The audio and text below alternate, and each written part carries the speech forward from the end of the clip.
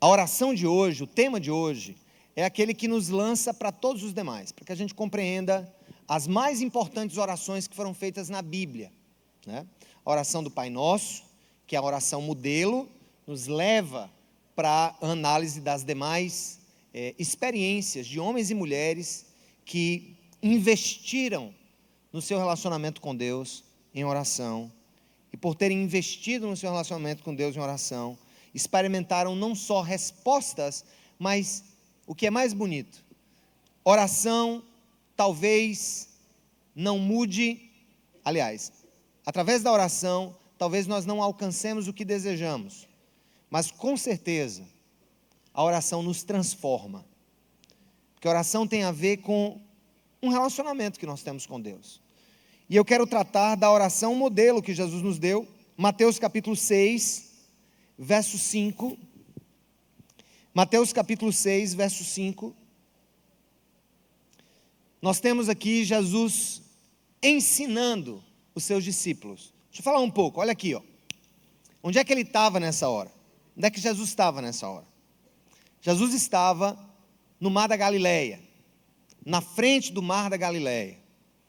E lá no mar da Galileia, Jesus teve uma grande oportunidade de ministrar ao coração daquelas pessoas que andavam com ele. Ele estava no monte, o Monte das Bem-aventuranças, que de lá você vê a beleza do mar da Galileia, você vê a beleza daquela região, da Terra Santa, e ele começa a falar sobre oração. E às vezes, pessoal, nós temos anos de igreja, dezenas de experiências de vigílias ou de que quer que seja, e nós não entendemos o que Deus espera de nós com a oração. E Jesus começa a explicar, ele começa a dar algumas lições aqui que são valiosas. E aí o tema da mensagem de hoje é princípios da oração ensinada por Jesus. Princípios da oração ensinada por Jesus. Verso 5 do capítulo 6. E quando vocês orarem, o que é que ele diz? Quando vocês orarem, não sejam como os hipócritas. Eles gostam de ficar orando em pé, nas sinagogas e nas esquinas, a fim de serem o que, gente? Vistos pelos outros. Eu lhes asseguro que eles já receberam a sua plena recompensa. Mas quando você orar, vá para o seu quarto, feche a porta e ore a seu pai que está em secreto. Então seu pai, que vem em secreto, o recompensará. E quando orarem, não fiquem sempre repetindo a mesma... Quero ouvir de vocês. E quando orarem, não fiquem sempre repetindo a mesma coisa, como fazem os pagãos, ou gentios, em algumas traduções. Eles pensam que por muito falarem, serão ouvidos. Não sejam iguais a eles, porque o seu Pai sabe do que vocês precisam, antes mesmo de o pedirem. E vocês orem assim: Pai nosso que está nos céus, santificado seja o teu nome, venha o teu reino e seja feita a tua vontade, assim na terra como no céu. Dá-nos hoje o pão nosso de cada dia. Aí já confundiu a cabeça de alguém aqui, né? Mas não é a cada dia nos dá hoje o pão? A gente está tão acostumado com a oração, né? Pão nosso de cada dia nos dá hoje. E aqui ele inverte: dá-nos hoje o nosso pão de cada dia. Perdoa as nossas dívidas, assim como perdoamos aos nossos devedores. E não nos deixe cair em tentação, mas livra-nos do mal, porque teu é o reino, o poder e a glória para sempre. Amém. Tem muita gente que fica aqui na oração, mas a parte essencial do final da oração do Pai Nosso, Jesus explica nos próximos 2 versículos. Pois se perdoarem as ofensas uns dos outros, o Pai Celestial também lhes perdoará. Mas se não perdoarem uns aos outros, o Pai Celestial não lhes perdoará as ofensas. Louvado seja o nome do Senhor, amém? Gente, Vamos analisar aqui um pouco desses princípios que Jesus nos ensinou. Eu vou tentar ser rápido, direto, mas ao mesmo tempo profundo. Primeira coisa que Jesus faz é pegar o seu próprio povo e analisar a religiosidade do seu próprio povo, e depois ele vai e analisa a vida de oração e a religiosidade dos pagãos, ou gentios em algumas traduções. Ou seja, Jesus começa avaliando algumas práticas erradas do seu próprio povo.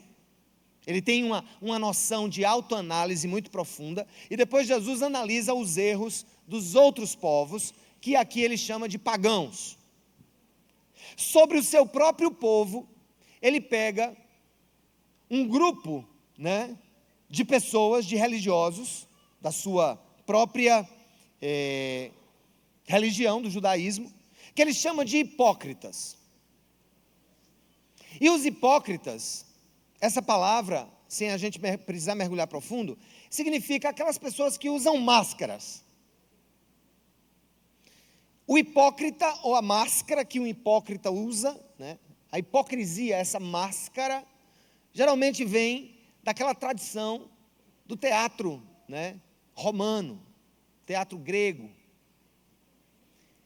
E ele chama o povo da sua própria religião, alguns, de hipócritas, ou seja, pessoas que usam máscaras. E essa máscara é uma máscara de piedade, de religiosidade. Aquela máscara que se coloca para dizer assim, olha como eu sou religioso, olha como eu vou para a igreja, olha como eu sei cantar, olha como eu sei orar, olha como eu sei rezar, olha como eu sei fazer isso, olha como eu sei fazer aquilo. Jesus está fazendo uma crítica àqueles, dentre o seu povo, os religiosos, que iam para o meio da rua e começavam a fazer aquelas orações com o objetivo de serem vistos e reconhecidos. Aí ele vem e nos dá uma regra que parece ser literal, quando ele diz, olha, ao invés de você ficar exibindo a sua religiosidade para as pessoas, ao invés de você ficar exibindo essa máscara de homem de Deus, de mulher de Deus, que eu sei que você não é, que eu sei que você não vive, que eu sei que você não tem uma vida que busca honrar o meu nome, você é um hipócrita. Então ele diz para os discípulos, não sejam como os hipócritas, vá para a sua casa, se tranque no quarto, ore a Deus, ao Pai, que vê em secreto, vá para um lugar secreto, ore a Deus em secreto, que o Senhor vai te recompensar em secreto. A princípio a gente fica pensando, poxa, então Jesus está querendo dizer que a única oração que vale é a oração que eu me tranco para falar com Deus? Aí é que está, há um princípio por trás da prescrição, porque quando ele manda um hipócrita ir para o quarto, eu costumo dizer que nós somos quem nós somos quando ninguém nos enxerga no nosso quarto. Você quer saber quem é você? Você é quem você é no seu quarto. Quando ninguém está lhe vendo. Se for casado, é você no quarto sem a sua mulher ou sem seu esposo. É você no quarto sem o seu irmão, sem a sua irmã, se você divide quarto. Então Jesus está querendo nos chamar a atenção o seguinte, a oração precisa ser algo que a intenção é agradar o coração de Deus e não chamar a atenção das pessoas. É óbvio que a oração pública que nós estamos aqui fazendo, oramos, estamos cantando, estamos em comunidade, estamos vivendo a dinâmica do corpo de Cristo, não é sobre isso que ele está falando, mas é possível que haja alguém que eventualmente possa pegar esse microfone ou de alguma maneira começar a orar e o coração não está disposto de fato a chamar a atenção do Senhor, mas a chamar a atenção das pessoas. Então veja bem, Jesus está querendo dizer uma coisa, religiosidade atrapalha uma vida saudável de oração, é o primeiro princípio, porque ele sabe quem eu sou, ele sabe quem você é, e ele não espera que sejamos o que não somos, ou que façamos o que não podemos fazer. Então depois de criticar o seu próprio povo, dando esse primeiro princípio, que religiosidade atrapalha a essência da oração, ele vai para o outro. Ele vai agora para uma análise dos pagãos. E ele diz, olha, os pagãos acham que por muito repetirem a oração, vão convencer o coração de Deus. E é quando ele diz, olha, que isso é uma tolice, porque o seu pai já sabe do que você precisa, antes mesmo de pedir. Então veja bem, aqui os judeus estão preocupados com a performance pública da sua religiosidade, e aqui os pagãos estão tão preocupados com os detalhes do que dizer a Deus, os detalhes do que repetir, os detalhes do que, sabe, ler, talvez até num livro de orações.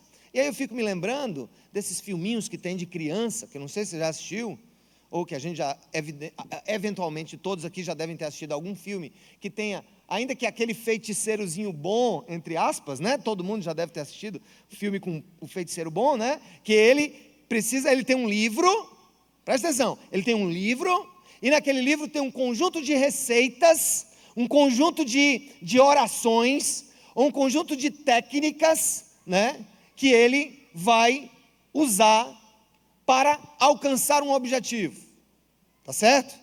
Aí ele pega oração para crescer o nariz de não sei quem, ou as orelhas de não sei quem. Aí ele vai lá, bote não sei quanto, joga ali na panela não sei quanto, pode não sei o quê, pode pata de cavalo. Aí você pega o livro, abracadabra, olho de cabra e não sei o quê, aí pega a varinha, pim! Aí tem umas vezes que não acontece. Não deu certo. Aí o assistente geralmente diz, eu acho que você errou a palavra. Eu acho que está faltando uma palavra, que você não disse a palavra exata dessa oração. Então você tem que repetir essa oração. Ou, não a oração, mas a mágica, né? Você tem que repetir a mágica com as palavras corretíssimas. Você não pode olvidar nenhuma delas. Você não pode esquecer nenhuma delas. Aí o cara vai lá, corrige o curso, bota a substância, aconteceu. Jesus está mais ou menos falando para essas pessoas que acham que o resultado da oração está na capacidade de articularmos uma conversa com Deus que seja de tal maneira, semanticamente correta, ortograficamente correta, de concordância verbal correta, de regência correta, de palavras exatamente corretas, e aí Deus vai ouvir. Então, o que é que acontece? Uns estão preocupados demais com a exibição, aqui o hipócrita, pública, e o outro, às vezes não se aproxima de Deus, e às vezes tem até medo de fazer uma oração quando estão num grupo. Tem gente que eu conheço que a gente está num grupo assim, grupo de oração em casa, grupo de estudo bíblico, meu irmão, você vai orar, a pessoa já fica branca logo, né? Tem alguém aqui que senta assim, o sangue foge das veias, o cabo parece ali um zumbi, né, e começa a ter dor de barriga, né, porque vai orar. E a pergunta, a razão que muitos dão de não orarem, de não conversarem com Deus, não terem uma vida de adoração, porque eu não sei o que eu vou dizer. Quando eu penso no que eu vou dizer, dá uma agonia, dá um negócio dentro de mim. Eu não consigo falar exatamente aquilo que eu quero falar. Aí, gente, eu fico pensando, o que é que o Senhor está olhando para nós e dizendo aqui, como os dois primeiros princípios? Primeiro de tudo, oração e religiosidade exibicionista não combinam. E por outro lado, oração e retórica, oração e poética, oração e correção completa, oração e concordância verbal correta, não são itens que precisam estar juntos para que elas sejam efetivas. E aí eu vou lhe dar um exemplo. Ora, todos nós temos um início de caminhada cristã. Todos nós temos um início de caminhada cristã. E nós vamos aprendendo, e nós vamos crescendo, nós vamos entendendo, nós vamos sendo maturados pelo Espírito Santo. Nós vamos sendo trabalhados pelo Espírito Santo. Amém, pessoal? E cada pessoa tem o seu curso, tá bom? Agora, vamos imaginar, na nossa própria casa, como esse gritinho que eu acabei de ouvir, lindo, maravilhoso, pode deixar gritar. Essa criancinha que está aqui, tá certo? Deus é tão bom que me deu exemplo vivo. Ela, quando vai conversar com seus pais, ela não tem palavras para articular o que ela quer. Uma criança de 3 meses não tem palavras exatas para dizer para sua mãe, mas uma coisa eu sei: as mães mais atentas descobrem no choro dos seus filhos o que cada choro representa. Se fome, se medo, se sono, se dor. Sabe o que é que Jesus está dizendo para você e para mim? Aleluia. Ele está dizendo: meu filho e minha filha, eu amo tanto vocês, e eu quero que vocês tenham uma vida tão tranquila e digna, e tão fluida de oração, que se você não tiver o que dizer, ou se você não souber o que dizer, então chore.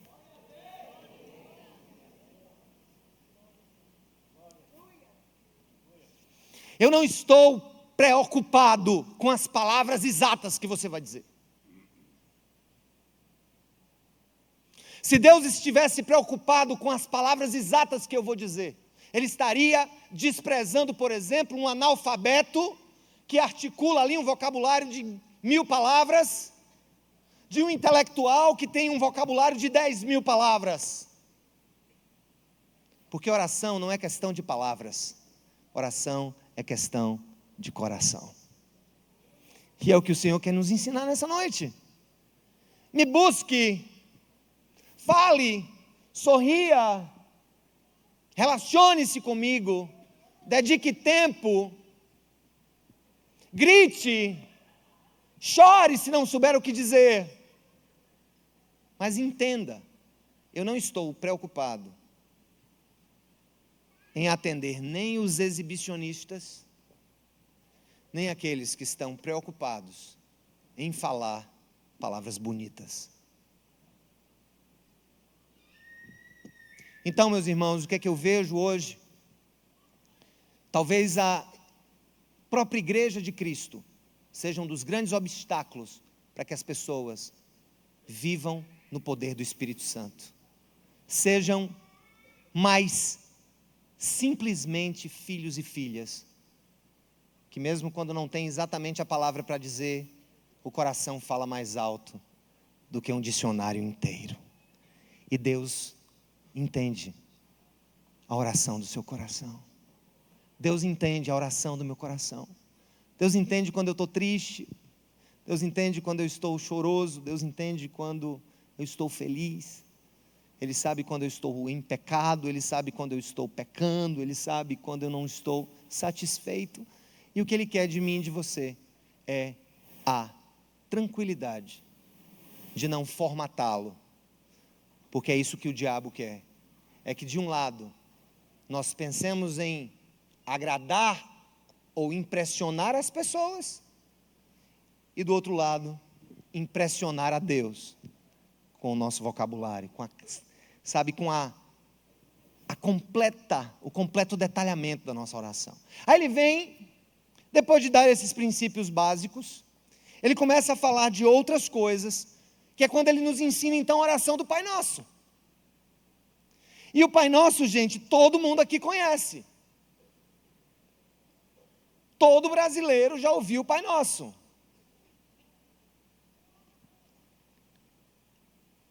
Ou no final de uma missa, ou numa colação de grau, ou num culto, ou no catecismo, ou em um livro. E a grande questão é que essa oração tão conhecida, as pessoas acham que ela é mágica pelas palavras ditas, ou repetidamente, ou talvez no automático da inconsciência. Porque quando você sabe uma coisa de cor, você não valoriza mais aquilo. Você não dá devida atenção àquilo. Todos que aqui dirigem, sabem que quando começaram a dirigir, havia uma coisa mais importante do que o que tinha na frente do retrovisor do para-brisa do carro. Que era o quê? Era a articulação da marcha, da embreagem, do acelerador e do freio. É ou não, pessoal? Vai, primeira, segunda. É um perigo, né? Um perigo nesse começo, por quê? Porque você está tão preocupado com a marcha do carro, que o que está na sua frente pode se tornar um grande risco. Mas eu pergunto uma coisa a você, para uma pessoa que dirige há 10 anos, há 15 anos, há 20 anos, o que é uma embreagem? O que é um acelerador? Você nem dá conta que está passando aquele troço. E o que dizer agora? E o que dizer agora dos carros automáticos? Eu vou dizer um negócio. Tem muita gente que transformou o Pai Nosso em um carro automático. Ele está lá, eu passei a marcha, eu repeti o procedimento, mas ele não tem um significado existencial na minha vida. E o que Jesus está querendo trazer para nós é que o Pai Nosso não é uma receita de bolo. O Pai Nosso é um conjunto de princípios de vida, que começa com a frase, Pai Nosso que estás nos céus. O que significa isso? Por que Jesus dá esse modelo de oração, esse princípio de vida cristã? Porque quando eu digo que está nos céus, o que é que eu estou afirmando? Eu estou chamando de Deus que está nos céus.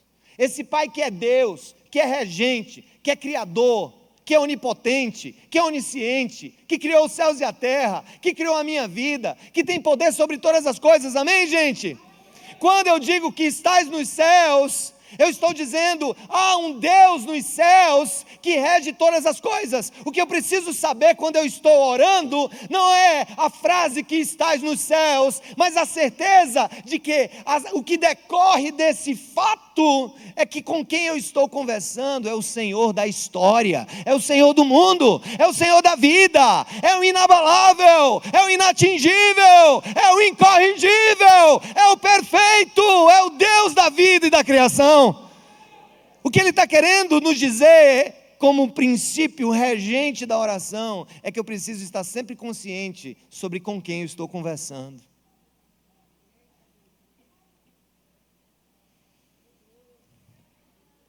Imagina, e eu fico pensando, irmãos e irmãs, que nós somos levados, obviamente, pelas dinâmicas políticas e de poder. Há uma tendência de a gente querer estar perto de quem tem poder, né? Quer ver uma pessoa mudar? O primo dela ganhar para vereador.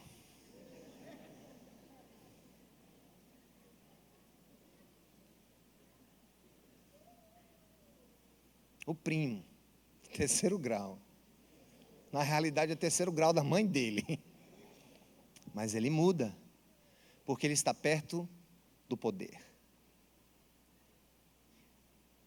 E nesse mundo, gente, em que Jesus está pregando ali para homens e mulheres da Galileia, gente sem representação política, gente sem poder, sem autoridade, os pobres do seu tempo, ele resolveu morar com os pobres.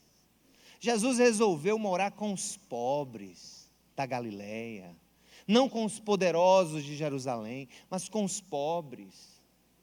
Deus está falando, gente, para pessoas esquecidas, mas Ele está falando uma coisa: talvez você não tenha um primo, um pai, um irmão, que seja isso, aquilo ou aquilo outro, mas saiba de uma coisa: você tem alguém poderoso que está nos céus, a quem você tem acesso completo e irrestrito a qualquer hora do dia ou da noite, sem marcar agenda, sem falar com a secretária, sem esperar na caixa de e-mail uma resposta que nunca vem. Jesus está dizendo: meu povo, meus filhos e minhas filhas, falem comigo, porque eu sou o Todo-Poderoso.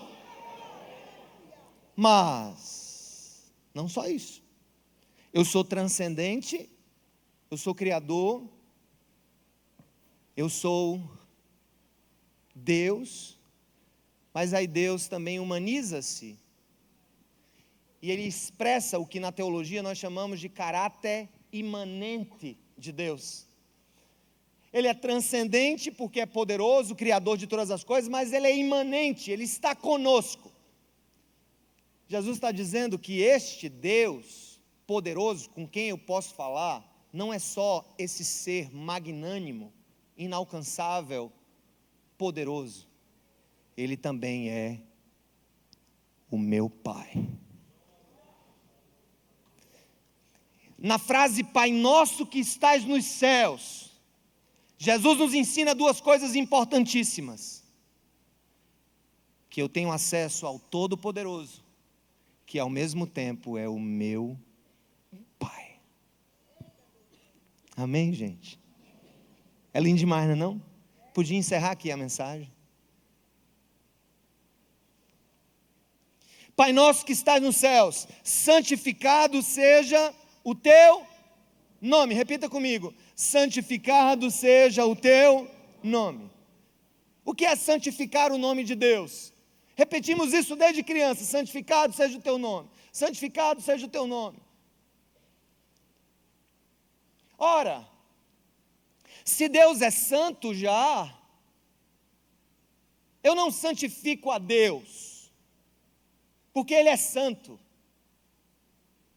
Mas ao mesmo tempo, santificado seja o teu nome, significa como eu santifico o nome de Deus na minha boca e na minha vida.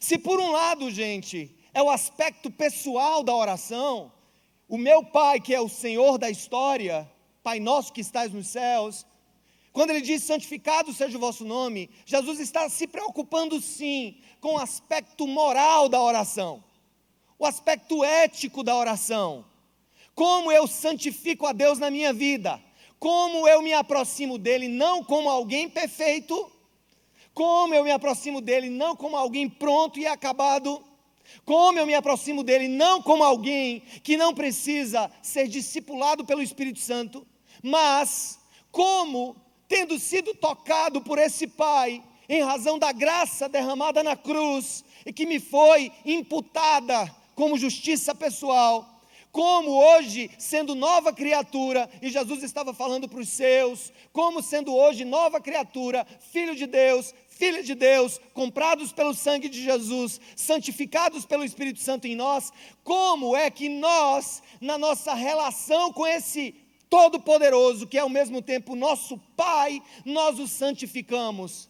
Nós o santificamos, gente, quando a nossa oração expressa também os desejos nossos de sermos como Ele é, de vivermos uma vida digna do nosso chamado, de vivermos uma vida digna de quem tem esse Pai, mas ao mesmo tempo uma vida digna de quem é súdito do Todo-Poderoso. Jesus está chamando a atenção daqueles homens para um aspecto. Nós nos aproximamos de Deus em quebrantamento, em corações consumidos pela consciência do quão pequeno nós somos, do quão instáveis nós somos, do quão precisamos dEle, mas precisamos expressar na vida com a minha mulher, na vida com os meus filhos, na vida do meu trabalho, não há sentido eu elevar a minha voz e dizer, ó Deus Todo-Poderoso, Tu que és meu Pai, como se Deus não estivesse nem um pouco preocupado com o meu desejo, produzido inclusive pelo Espírito Santo, de querer ser como Ele é, de querer, ser coparticipante de sua natureza. Deus está dizendo o seguinte, não use meu nome em vão, santifique o meu nome. Estão lembrados dos 10 mandamentos? Um deles, não use o nome do seu Senhor em vão. E aqui nós temos no Pai Nosso uma repetição, santifique o nome de Deus. Limpemos os nossos corações para falar esse nome santo. Não tripudiemos dessa salvação gratuita.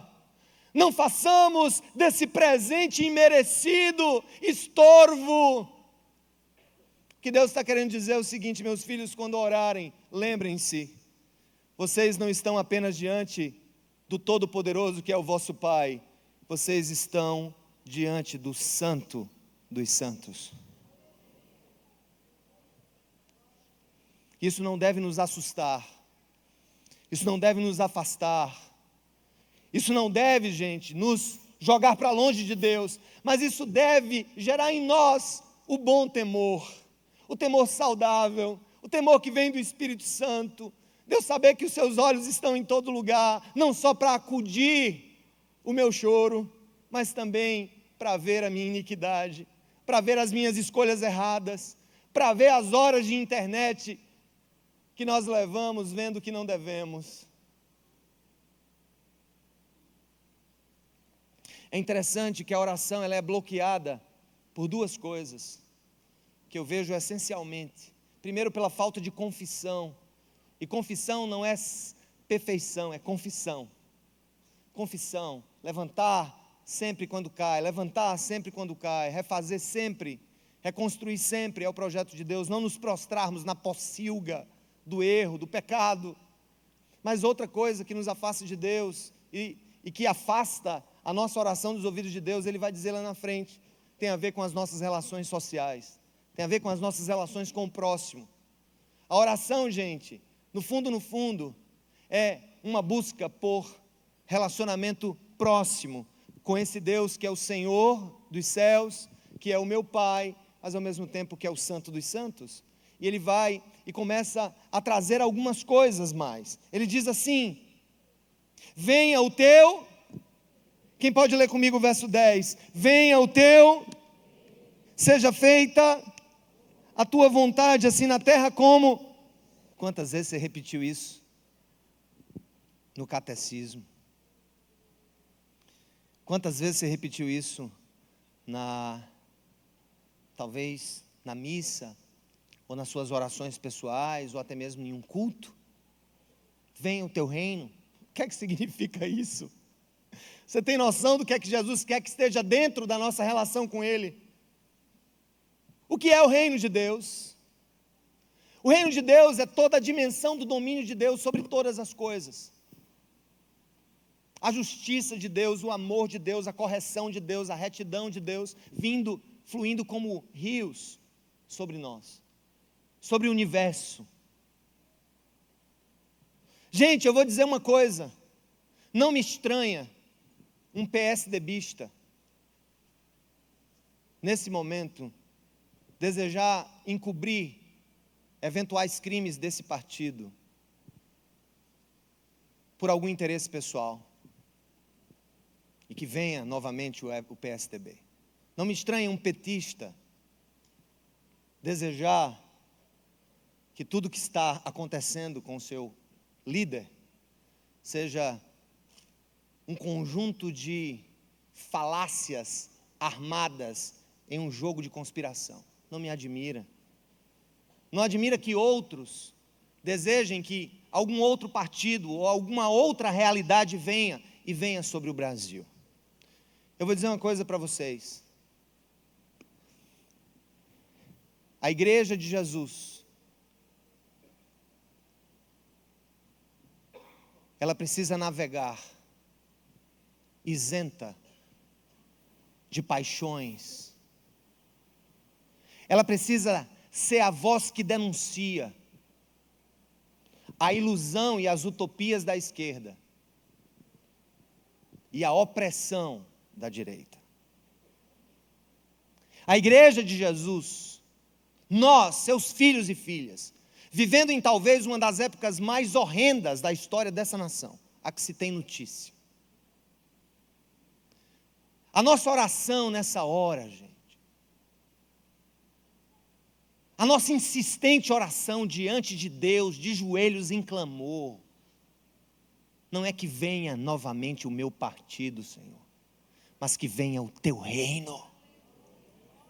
E o teu reino é verdade, é justiça, o teu reino é equidade, o teu reino não tem os amigos do peito e os inimigos do peito.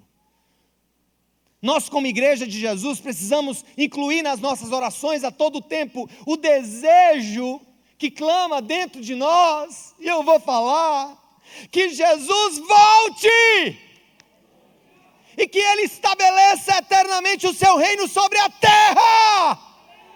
A esperança do mundo é quando aquele que inaugurou o reino de Deus na sua primeira vinda, venha, complete, estabeleça e realize o reino de Deus sobre a terra. Ele não tem amigos do peito, ele não tem comparsas. Este reino é da verdade, esse reino é da completa justiça. Eu posso parecer um louco gritando para outros milhares de loucos, mas a igreja de Jesus, ao orar pelo Brasil e pelo mundo, deve dizer o que Jesus disse: venha o teu reino, Jesus. Portanto, vem, Jesus, volta, Jesus, porque é isso que a oração do Pai Nosso está dizendo. Volta, Jesus.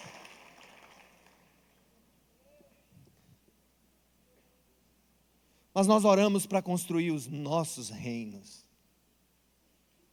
Nós oramos para que Deus abençoe a nossa empresa e cresça os nossos negócios. Nós oramos para que Deus... E não está errado não. O problema é que as demais coisas são mais importantes do que o reino. E está lembrado o que é que Jesus disse? Busquem primeiramente o quê? O reino de Deus e a sua, e as demais coisas vos serão. Nós estamos orando pelas demais coisas, e não pelo reino. Nós queremos o nosso lugar ao sol, mas não oramos para que o sol da vida ilumine a humanidade. Nós queremos saúde psíquica, emocional, relacional, mas nós esquecemos.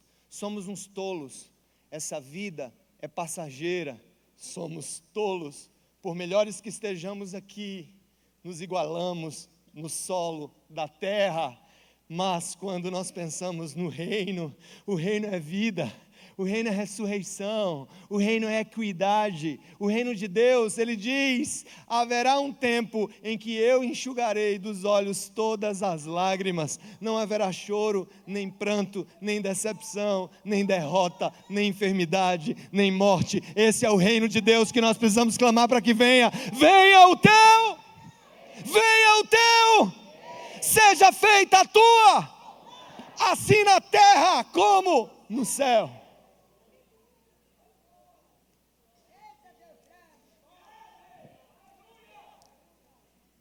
Nós precisamos caminhar nas veredas do reino.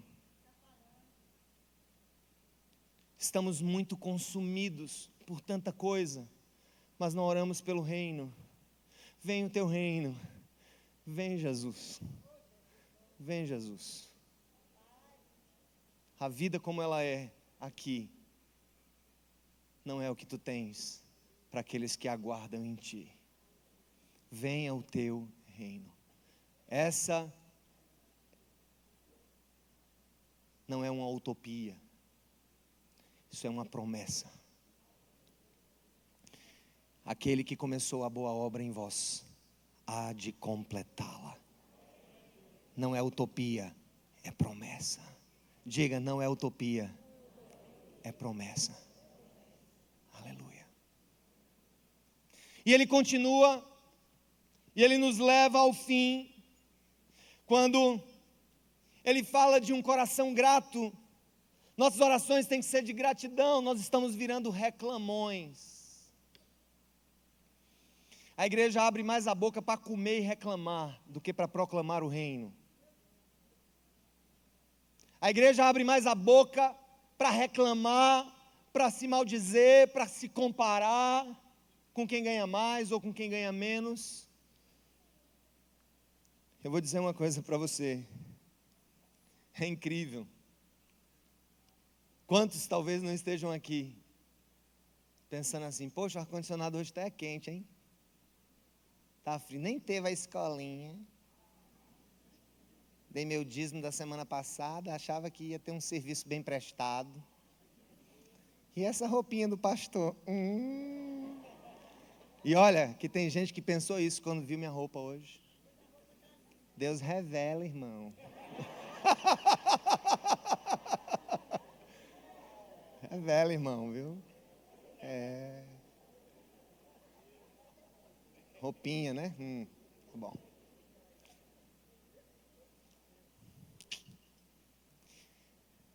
Aí Jesus nos ensina isso aqui, ó. Verso 11. Dá-nos hoje o nosso pão de cada dia. Hoje, o pão de cada dia.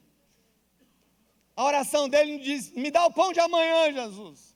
Me dá o pão daqui um mês. Me dá a feira do mês que vem. O que é que vai ser de mim, minha mulher, meus filhos, meu casamento, minhas banhas, minha plástica daqui a um ano, e o botox, e a maquiagem, e a viagem, e a política, e o cargo, e a gratificação, e o DAS. O que vai ser, Senhor, me dá meu DAS, Senhor, no ano que vem, daqui a 2 anos, 3 anos, 4 anos, até eu acabar a minha casa, de pagar a minha casa. Aí Jesus olha para nós e diz assim: dá-nos hoje o nosso pão de cada dia. Hoje. Por que ele pede para a gente pedir hoje? Porque amanhã vai ser hoje amanhã. E o que eu tenho hoje é hoje. Isso significa confiança nas provisões eternas do nosso Deus. O que é que acontecia no deserto quando Deus mandou comida do céu? Maná e codornizes. Deus disse assim: pegue a porção do dia. Não foi? Quem lembra dessa história? Pega a porção do dia. Aí o cara lá pegava a porção do dia. Alguns pegavam e ficavam com medo. Se não vier amanhã, mas eu vou pegar, ele mandou. Aí pegava a porção do dia, no outro dia vinha maná. Uns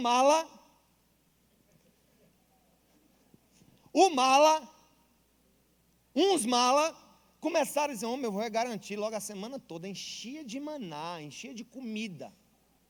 Aí comia o do dia, quando virava o calendário que ele acordava, a caatinga subia na tenda, apodrecia. O que é que essa metáfora do maná representa para nós? A ansiedade e a falta de confiança na provisão eterna de Deus apodrece o nosso coração, nos torna ingratos, rixosos, reclamões, insatisfeitos. Mas o Deus da vida, que é nosso Pai, que é santo, e que tem um reino se estabelecendo sobre nós, Ele também é o nosso provedor. Ore a Deus confiando no seu provedor. Diga: Ele é meu provedor. Diga: Ele é meu provedor.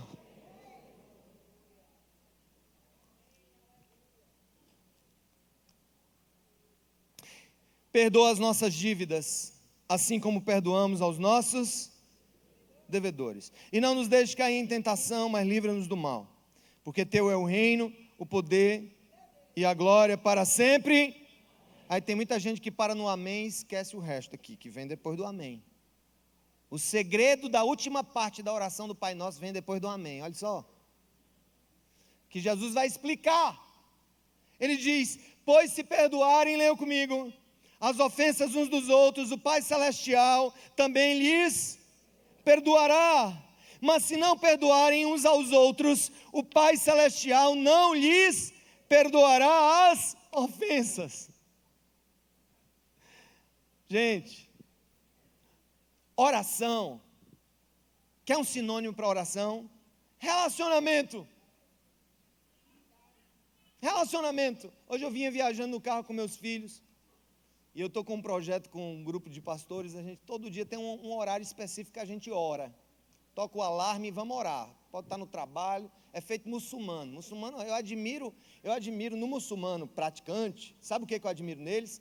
A regularidade, o hábito. Você chega naqueles aeroportos ali na Europa. Uma vez fui para Singapura, estava o cabo andando comigo, assim do lado, o cabo andando, e de repente ele parou assim. Eu digo: eita, olhou no relógio, estendeu um tapete, pegou uma bússola, se virou para Meca e começou a oração dele. E eles fazem isso aí 3 ou são 5 vezes no dia. Aí a gente está nessa. Só que nessa hora da minha oração, eu estava no carro com minha mulher e meus filhos. Eu digo: vamos fazer um negócio conjunto aqui. Eu disse: filhos, eu quero dizer uma coisa para vocês. A gente passou esse final de semana junto.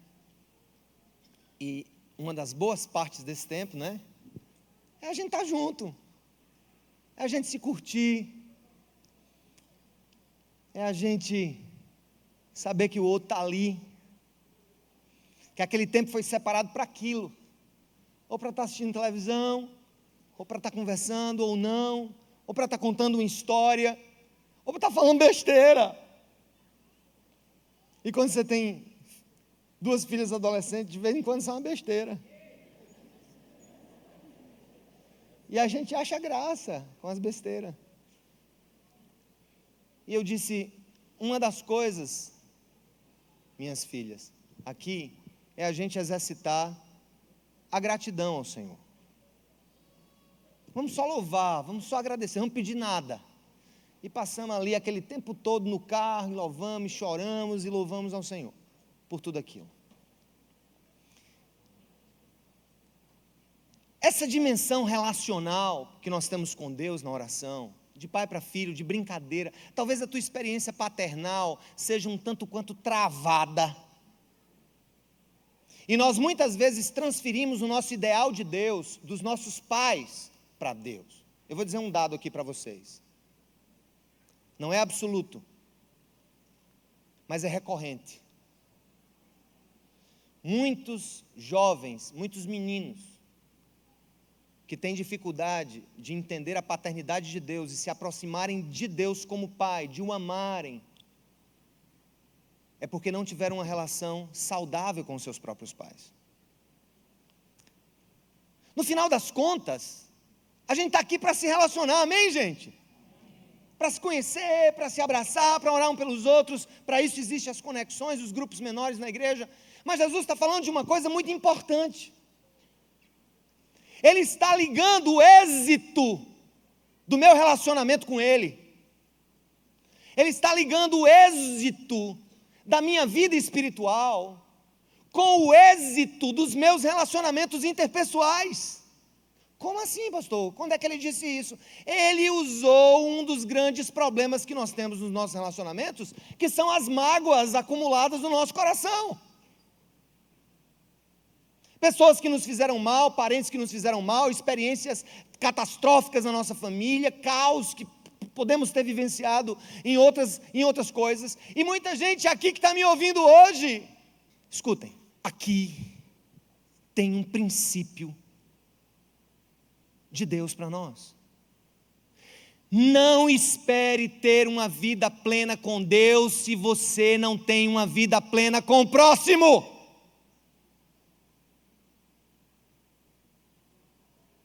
Não ache que você pode simplesmente abstrair do que você está vivendo lá fora, dessa mágoa que te, sufoca há anos, como se você pudesse deixá-la lá do lado de fora e vir para cá. Não, ela está contigo, e Jesus está reverberando. Quem quer se relacionar comigo, e quem quer usufruir das dádivas de um relacionamento pleno comigo, tem que entender como ter uma vida também resolvida com os outros. Quando eu digo resolvida,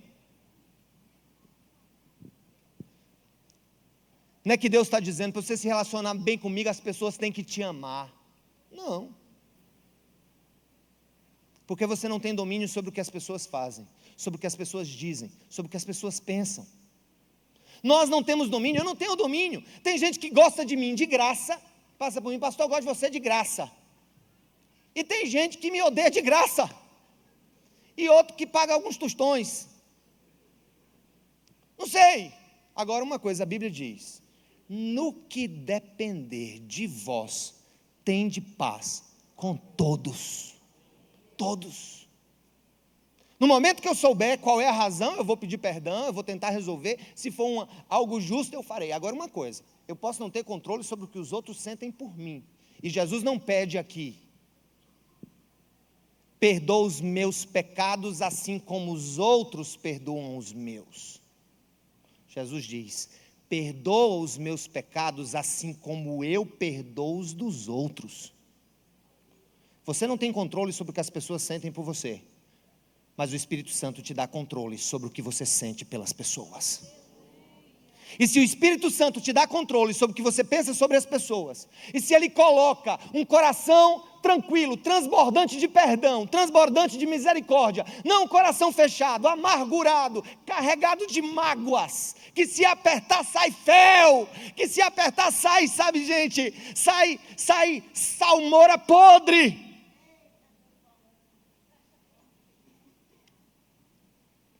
O que o Senhor da oração está dizendo para você e para mim nessa noite é: a saúde da sua relação comigo é diretamente ligada à saúde do seu coração para com os outros. Eu vou dizer uma coisa: você tem que sair daqui e deixar cargas de mágoas que você carrega na sua vida. Você vai deixar aqui hoje. Gente, nós vamos para a ceia do Senhor. E a ceia do Senhor, São Paulo diz na carta aos Coríntios: examine-se o homem a si mesmo. Mas a Bíblia também diz: se você tem algo contra o teu irmão, resolve isso no teu coração, pelo menos, até que se resolva depois na conversa, mas no teu coração. Eu vou dizer uma coisa, gente, eu vou morrer dizendo essa frase: o povo da graça, que é a igreja de Cristo, o povo que recebeu de graça a misericórdia de Deus, sem valer um tostão, esse povo é e deveria ser sempre o povo mais perdoador da terra, o povo mais misericordioso da terra. Você não pode ser cristão se você guarda mágoa no coração. Ponto final, repita: eu não posso ser cristão se eu guardo mágoa no meu coração. Diante da tua instrução, diga, diante da tua instrução, hoje vai acontecer uma revolução. Louvado seja o nome do Senhor, aquele que é o Todo-Poderoso, que é nosso Pai, que é santo, que é nosso provedor, ao mesmo tempo nos confronta com essa verdade: não dá para viver bem com Ele sem viver bem com o próximo. A Ele seja honra, glória e louvor para sempre.